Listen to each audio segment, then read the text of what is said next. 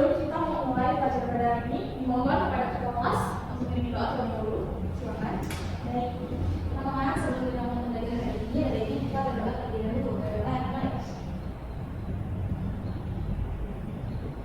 Selesai. Baik, sebelum itu ibu ingin mengabsen kalian terlebih dahulu ya. Nah, kalau ibu panggil nama kalian harus memberikan quotes untuk hari ini, ya? Bisa? Bisa ya ibu. Oke, sudah siap quotesnya? Sudah ibu absen ya. Yang pertama, iya ini, jadi ibu quotesnya masa depan tergantung pada apa yang kita lakukan hari ini. Masya Allah. Lanjut, Miss Reza, ini hadir ya? Ini hadir ibu.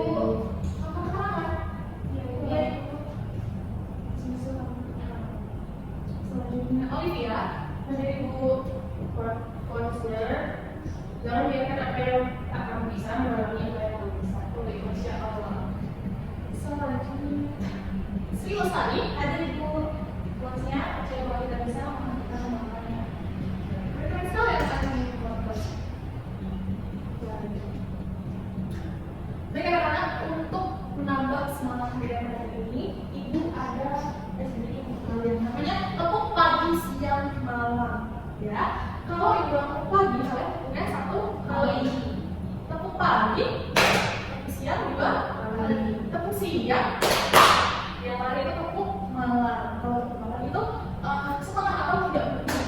Tepuk malam, iya. Kenapa juga tidak begini?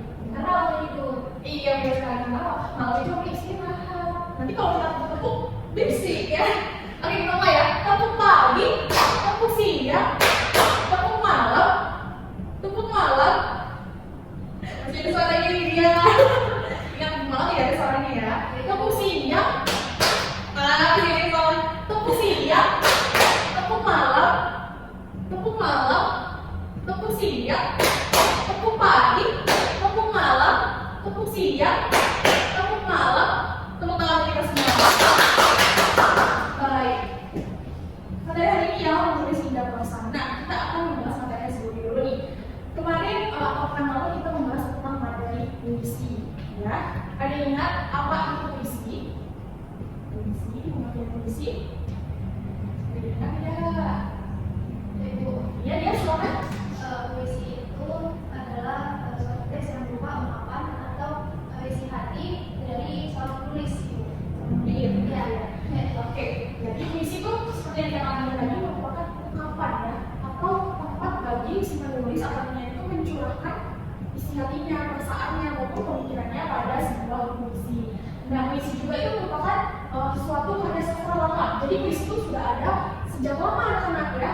Dan puisi itu merupakan karya sastra selain prosa dan drama. Kemarin kita juga membahas tentang unsur-unsur yang ada dalam puisi. Ada yang ingat tidak apa saja unsurnya? Unsur dalam puisi.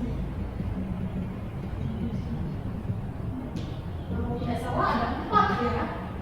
Unsur dalam puisi. Yang pertama ada diksi. Apa itu diksi? Pilihan kata. Iya. Pilihan kata. Jadi dalam membuat puisi itu kita harus menentukan pilihan kata yang tepat. Tidak salah.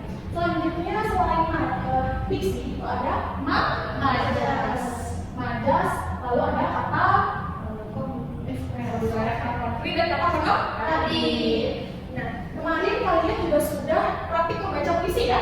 Iya, sudah praktik membaca puisi, sudah ibu tugaskan juga untuk membuat puisi. Ingat tidak? Ingat. Puisinya tentang apa? Hujan. Kemarin ibu minta untuk membuat puisi tentang hujan minimal 20 baris. Sudah dikerjakan? Sudah ibu. Baik. Sudah dikerjakan, boleh dikumpul ke depan ya. Nanti akan dinilai. Nanti akan dinilai ya.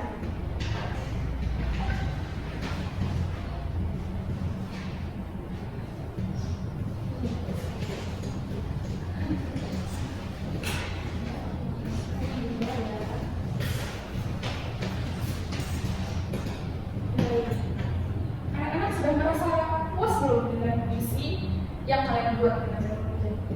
Kira-kira ada kesulitan tidak ketika kalian membuat puisi hujan tersebut? Apakah kalian membuat puisi itu sambil melihat hujan atau bagaimana? inspirasi ya. Misal punya tentang hujan, berarti kita harus biar hujan gitu untuk mendapatkan inspirasi atau untuk mendapatkan diksi yang indah dalam puisi. Iya, jadi untuk materi hari ini kita membahas tentang menulis indah prosa. Langsung saja ke pengertian prosa. Kata prosa berasal dari bahasa Latin prosa yang artinya terus terang.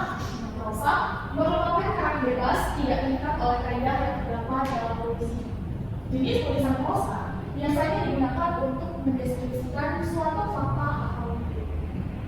Ya, jadi prosa itu artinya terus terang, gitu ya. Selanjutnya, jenis-jenis prosa. Di sini ada 4. Apa saja jenisnya?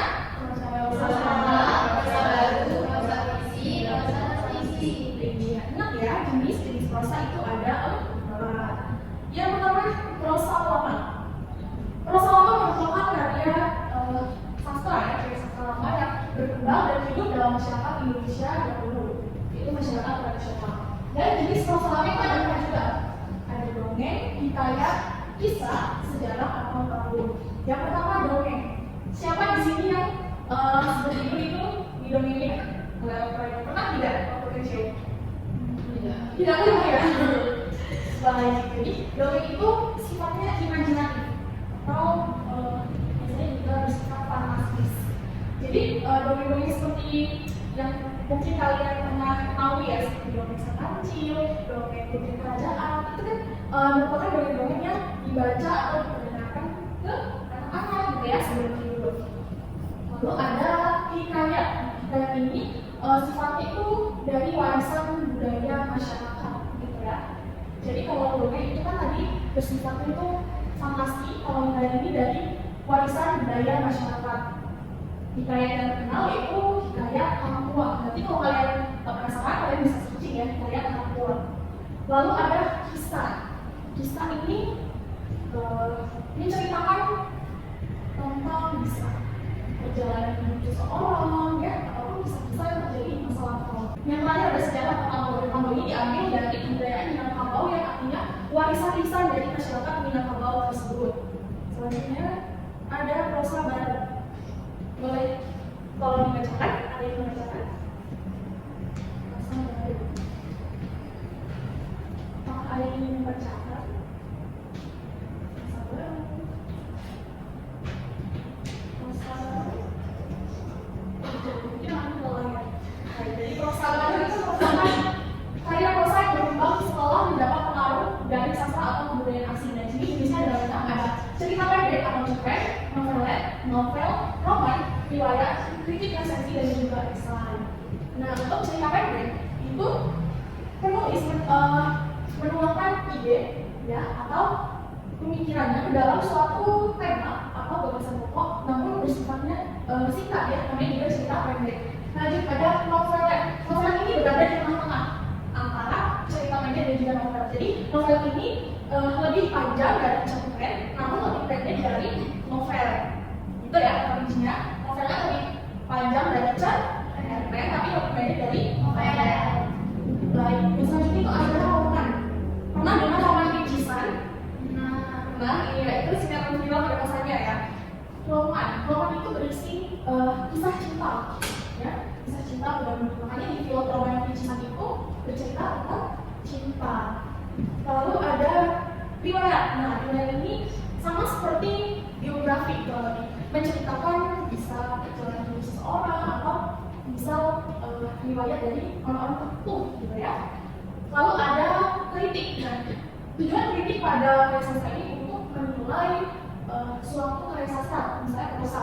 Apa yang dinilai, misalnya novel gitu. Jadi kritik itu lebih bersifat kepada penilaian terhadap karya sastra. Lanjut ada resensi. Resensi ini sama dengan meringkas. Ya, contohnya ketika ibu memberikan tugas misalkan, buatlah resensi pada novel Bumi Manusia karya Pramudia Anantatur. Nah, kalian itu bertugas meringkas novel tersebut itu menceritakan apa agar tujuan dari resensi yaitu membaca mengetahui novel di resensi itu menceritakan tentang apa. Hampir ini seperti sinopsis pada novel, ya, yang memberitahu kita bahwa novel tersebut menceritakan tentang kisah yang seperti apa.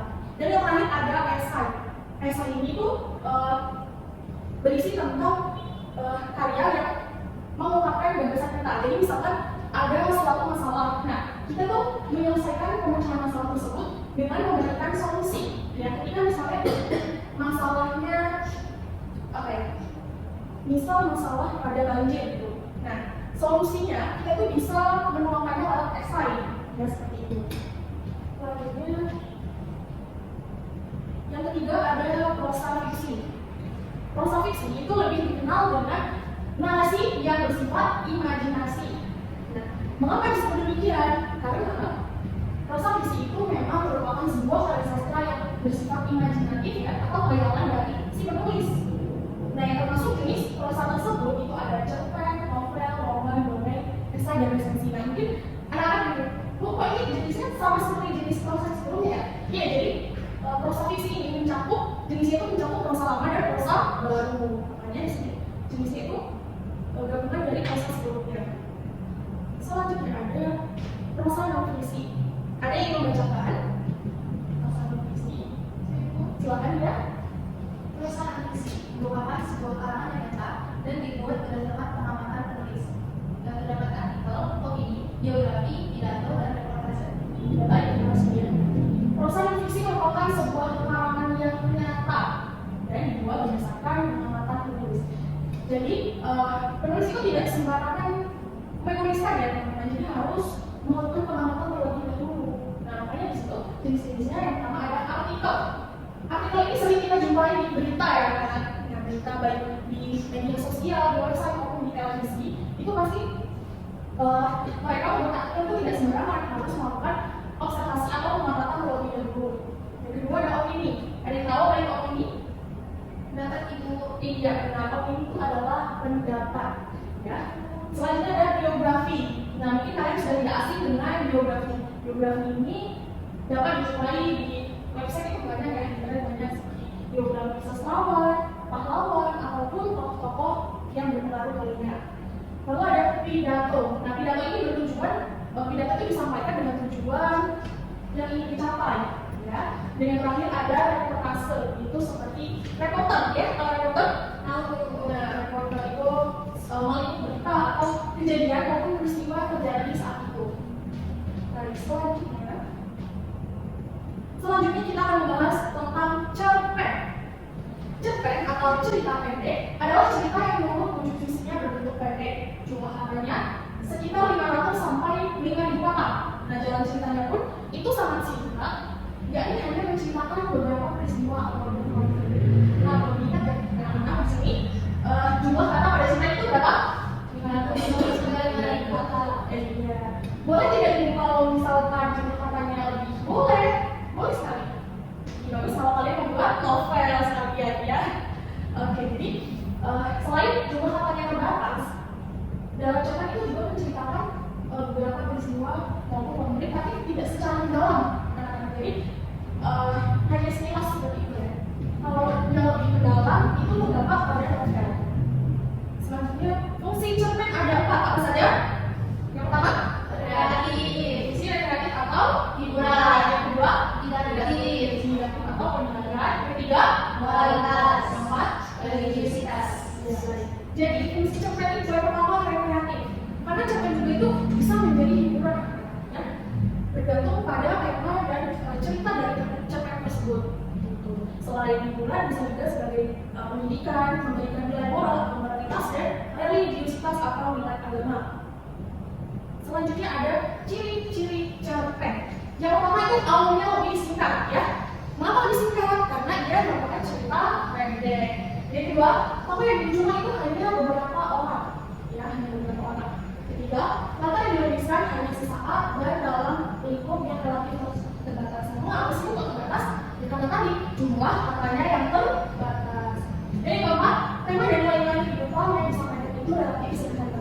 Ini dalam cerita ini semuanya serba dibatasi ya, karena kalau tidak dibatasi, ya bisa saja.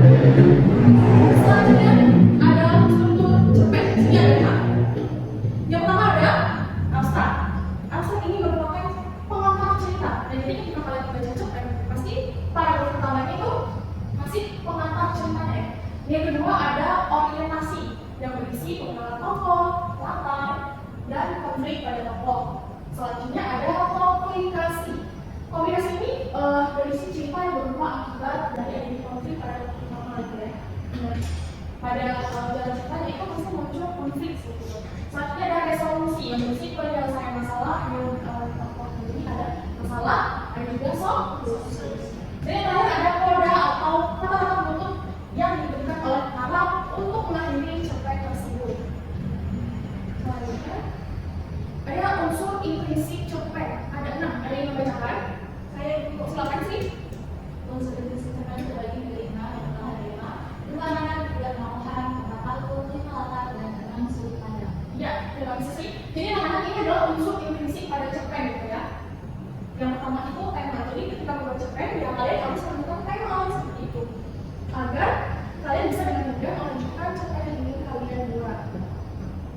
Dan selanjutnya ada contoh cerpen. Di sini ibu mengambil contoh cerpen itu anak bahasaan karya Arafis ya. Nah, di sini struktur pendukung dalam cerpen itu seperti yang tadi ya, struktur yang sudah kita bahas. Nah, di sini kan ada 5 ya, abstrak, orientasi, komunikasi, resolusi, dan koda. Nah, nanti akan dibuatkan kepada kalian cerpen anak bahasaan karya Arafis. Di sini sudah ditandai abstrak itu terdapat pada paragraf 1 sampai 2. Terus seterusnya orientasi paragraf 3 sampai 13, komunikasi itu paragraf 14 sampai 28, resolusi 29 sampai 32, dan koda 33 sampai 35.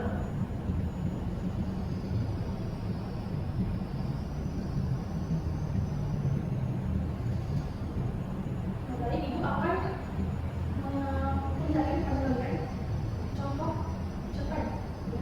Tadi kan paragraf 1 sampai 3, paragraf 1 sampai 2 itu abstrak ya, ini paragraf 1 sampai 2 itu abstrak. Sini ya, paragraf 1 sampai 2 abstrak atau pengenalan. Biar mudah nanti ibu akan berikan kepada kalian cerpen ini. Nanti jangan lupa kalian baca ya cerpennya, dan kalian perhatikan juga nih di yang sudah ibu berikan ini, apakah benar nih di paragraf 1 sampai 2 itu abstrak, itu pun seterusnya seperti itu ya. Baik, selanjutnya materi kita sudah cukup sampai di sini. Adakah yang bisa memberikan kesimpulan singkat saja nih tentang materi kita hari ini? Yo, tadi kita sudah membahas ada cerpen ya, jumlah kata pada cerpen, terus ada novel dan lain-lain. Ada yang bisa memberikan kesimpulan singkat saja? Silakan sih. Jadi berdasarkan materi yang dijelaskan, saya memahami bahwa prosa itu adalah karangan karya sastra yang berisi karangan dengan tidak menantikan dengan tanpa menantikan kaidah apapun Bu. Iya. Jadi jenis prosa itu ada 4, prosa lama, prosa baru, prosa fiksi, dan prosa non-fiksi. Lalu prosa lama itu adalah prosa yang berkembang pada zaman dahulu. Jadi di dalam berkembangnya itu ada masyarakat pendahulu atau masyarakat nasional. Lalu puisi baru itu adalah puisi yang hidup dan berkembang setelah adanya pengaruh dari kebudayaan asing Bu. Kemudian prosa fiksi itu prosa yang berisi karangan berdasarkan imajinasi si pengarang Bu. Sedangkan prosa non-fiksi itu adalah prosa yang berisi karangan berdasarkan kenyataan atas pengamatan dari penulis Bu. Lalu contoh dari prosa fiksi itu seperti dongeng, karya, kemudian cerpen, novel. Lalu contoh untuk prosa non-fiksi itu seperti artikel, biografi, dan lain-lain. Ya, baik, terima kasih. Terima kasih sudah memberikan kesimpulan. Jadi dikuatkan sekali lagi ya. Mestinya tidak cuma kata pada cerpen. Masih Bu. Ya, ya, berapa? 15. 5 Mario. 50 sampai 500. 500. Oh ya, iya. 500 sampai 500 kata ya. Baik. Agar pengetahuan kita tentang prosa khususnya cerpen itu tidak sampai di sini saja, ibu ingin memberi tugas kepada kalian. Ya, tugas lagi Bu. Ya, tidak lupa ya. Oke. Oh iya, tadi ibu sudah melihat sekalian ya. Ibu nilai dulu sebentar ya. Nanti akan ibu bagikan kembali.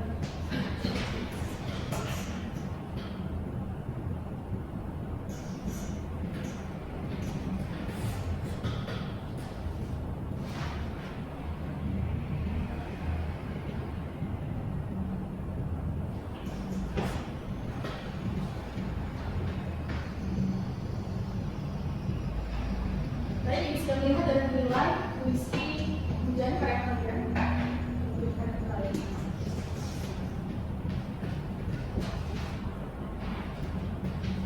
Baik anak-anak, untuk tugas hari ini mulai tulis, ya. Ada yang tidak bawa pena? Saya itu. Baik ya. Tugas hari ini, buatlah cerpen. Kira-kira kalian pengennya ingin apa nih? Kan ingin mengenal kalian, mungkin sekiranya ada yang mana? Kasih sama nih bu. Ada yang ingin request temanya? Tidak ada? Tema keluarga ibu? Boleh, tema keluarga. Setuju ya? Tema keluarga. Oke, buatlah cerpen tema bertema keluarga. Dengan minimal berapa ya? 1000 kata, 1500. Kalian ingin berapa nih? 5.000 kata sebelum 500 kata itu terlalu singkat. 1000 kata, 1500 ya? Atau 1000 saja nih? 1000 saja ibu. Boleh. Dengan jumlah minimal 1000 kata, ya. Dan dikumpulkan pekan depan. Oke, jadi apa tulisnya? Buatlah cerpen dengan minimal 1000 kata dan dikumpulkan pekan depan. Baik. Sebelum ingin menutup pada ini, ibu ingin kalian itu mengingat kembali lebih dalam yang mendalam materi ini, dan ibu akan memberikan kalian suatu tes, ya. Ini tesnya menyenangkan kok. Ibu akan memakai kamu membawa smartphone semuanya. Oke, bisa dikeluarkan smartphone-nya. Kita akan bermain kartu dan kuisnya itu berisi materi hari ini, ya, materi materi rusak. Sebentar, jangan sebentar.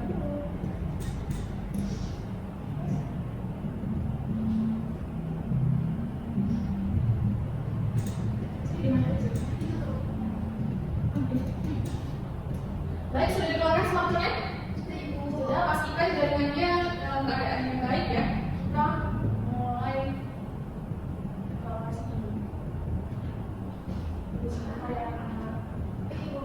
ada hadiahnya nggak bu?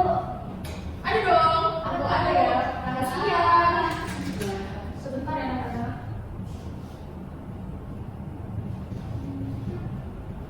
Pekan depan, ibu akan memberikan hadiah lagi nih. Nah, kalau hari ini mungkin hadiahnya ya jangan dilihat dari harganya yang namanya. Kalau pekan depan kan ada 3 teratas nih ya, setiap selesai evaluasi itu 3-3-nya akan diberi hadiah ya. Itu pekan depan lagi. Baik, itu pekan ini mohon maaf ibu bisa memberi satu saja. Dari situ dulu.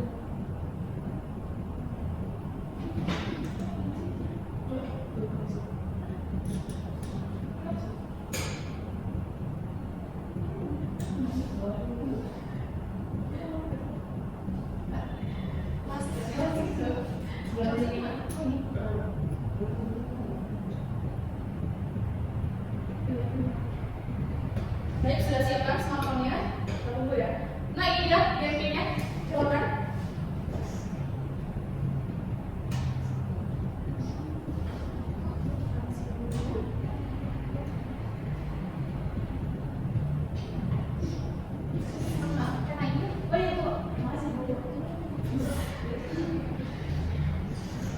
Oke, kalian sudah bergabung semua ya. Bisa kita mulai? Bisa. Baik ya, langsung saja kita mulai. Siap ya?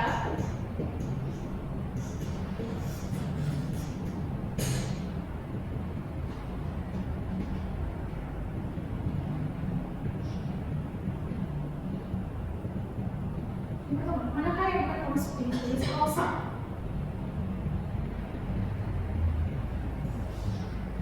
Iya, benar semua.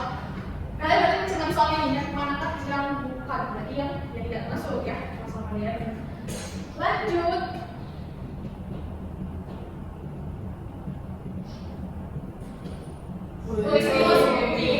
Ini 910 poin, masya Allah. Ayo, maaf. Ini ada, totalnya ada 7 soal. Dan ini soal pertama. Kita lanjut soal yang kedua.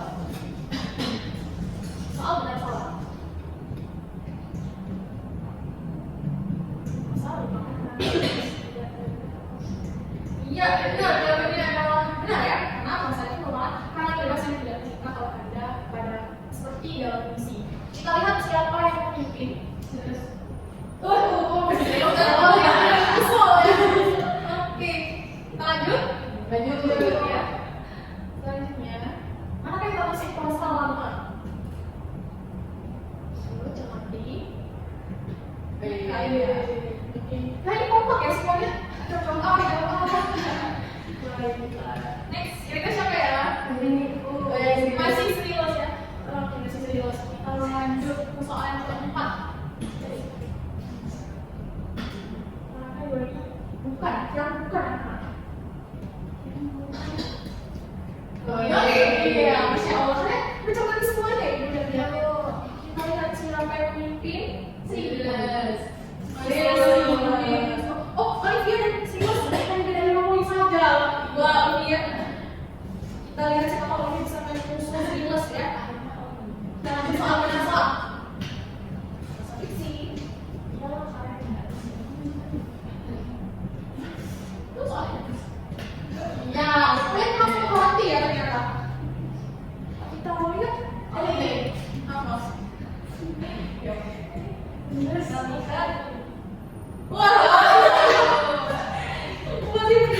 Wah, serius? Malah perlu ya, waduh. Ini sudah soal 5 lagi, ada 2 soal lagi. Kita lanjut. Yang ketiga ada Silas.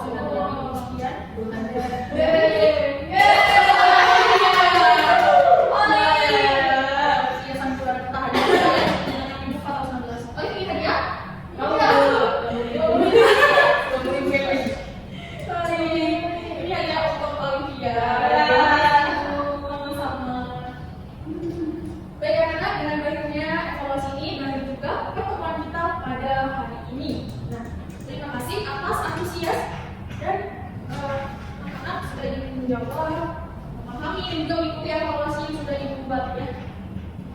Terima kasih, Bu Andri. Wassalamualaikum warahmatullahi wabarakatuh. Waalaikumsalam warahmatullahi wabarakatuh. Terima kasih. Assalamualaikum warahmatullahi wabarakatuh. Saya Olivia Ananda Salsabila dengan NPM 21130411020 sebagai observer lisan dari Saudari Uswatun Nurdinia akan membacakan hasil dari observer tulis. Beberapa penilaian yang akan saya sampaikan terkait dengan pertunjukan dari keterampilan mengajar Saudari Uswatun Nurdinia. Yang pertama, Saudari Uswatun sudah mengajukan pertanyaan kepada peserta didik secara singkat. Lalu yang kedua, Saudari Uswatun sudah menggunakan keterampilan bertanya lanjut. Lalu yang ketiga, Saudari Uswatun sudah menggunakan keterampilan dalam bertanya untuk menciptakan pembelajaran yang aktif dan interaktif. Lalu yang keempat, Saudari Uswatun sudah melakukan keterampilan mengajar yang menunjukkan kehangatan dan kepekaan terhadap peserta didik. Lalu yang kelima, Saudari Uswatun sebagai calon pendidik juga dengan baik menyusun kegiatan pembelajaran. Kemudian membantu menilai dan memberi nasihat untuk peserta didik, serta alat dan media yang digunakan dalam pembelajaran sudah cukup memadai dan bervariasi dalam melakukan pembelajaran. Media dan alat bantu yang digunakan untuk menunjang pembelajaran itu, yang pertama ada LCD, yang kedua PowerPoint, dan untuk melakukan evaluasi, Saudari Uswatun memanfaatkan teknologi media evaluasi yang sudah tersedia. Sekian pemaparan observer lisan dari saya akhiri. Wassalamualaikum warahmatullahi wabarakatuh.